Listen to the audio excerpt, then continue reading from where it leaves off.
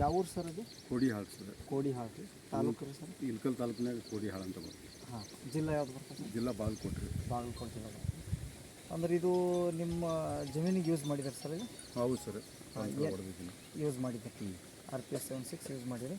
ಅಂದ್ರೆ ಇದು ಯೂಸ್ ಮಾಡಿದ ಮ್ಯಾಗ ನಿಮಗೆ ಏನೇನು ಚೇಂಜಸ್ ಏನು ಕಂಡ ಸರ್ ಇದು? ಇದು ಗ್ರೋತ್ ಬರ್ತೈತೆ ರೀ ಮೇನ್. ಹಾಂ, ಗ್ರೋತ್ ಬಂದು ಫಸಲ್ ಹೆಚ್ಚಿಗೆ ಆಗುತ್ತೆ. ಹೆಚ್ಚಿಗೆ. ಹಾಂ, ಆ ಉದ್ದೇಶದಿಂದ ಇದನ್ನು, ಯಾಕಂದ್ರೆ ಮತ್ತೆ ಮೇಲತ್ತು ಗೊಬ್ಬರನೂ ಅವ್ರು ಹೇಳಿದ್ರು, ಹಾಂ, ಕಡಿಮೆ ಗೊಬ್ಬರ ಕೊಡ್ರಿ ಇದರಿಂದ ಫಲವತ್ತತೆ ಬರ್ತೈತೆ ಅನ್ನೋ ಉದ್ದೇಶಕ್ಕೆ ಹಾಂ ಇದು ನಾವು ಫಾಲೋಅಪ್ ಮಾಡಕತ್ತೀವಿ. ಮಾಡಿದ್ವಿ. ಹೌದಾ? ಅಂದ್ರೆ ಯೂಸ್ ಮಾಡ್ಲಾರ್ದಾಗ ಹೆಂಗಿತ್ತು ಸರ್ ಇದು? ಯೂಸ್ ಮಾಡ್ಲಾರ್ದೈತೆ ಗಿಡ ಭಾಳ ಕಡಿಮೆ ಸಣ್ಣದಿತ್ತು, ಭಾಳ ಸಣ್ಣದಿತ್ತು, ಗ್ರೋತ್ ಕಡಿಮೆ. ಹಾಂ, ಈಗ ಇದನ್ನು ಒಂದು ಸಲ ಹೊಡೆದಾಗಲಿದ್ದ ನನಗೆ ನಂಬಿಕೆ ಬಂದೈತೆ ರೀ. ಅದಕ್ಕೆ ಇನ್ನೊಂದು ಸಲ ಏನೋ ಒಂದು ಹೊಡೆದವಪ್ಪ ಅಂದ್ರೆ ನಮ್ಮ ಫಸಲು ಚೆನ್ನಾಗಿ ಬರ್ತದೆ. ಚೆನ್ನಾಗಿ ಬರ್ತದೆ. ನೀವು ಹೊಡೆಯೋಕ್ಕಿಂತ ಮುಂಚೆ ಏನಾದರೂ ಈ ಫ್ಲವರ್ ಏನಾದರೂ ಬಂದಿತ್ತು ಸರ್? ಇಲ್ಲಿ ಬಂದಿದ್ದೆ, ಏನು ಬಂದಿದೆ.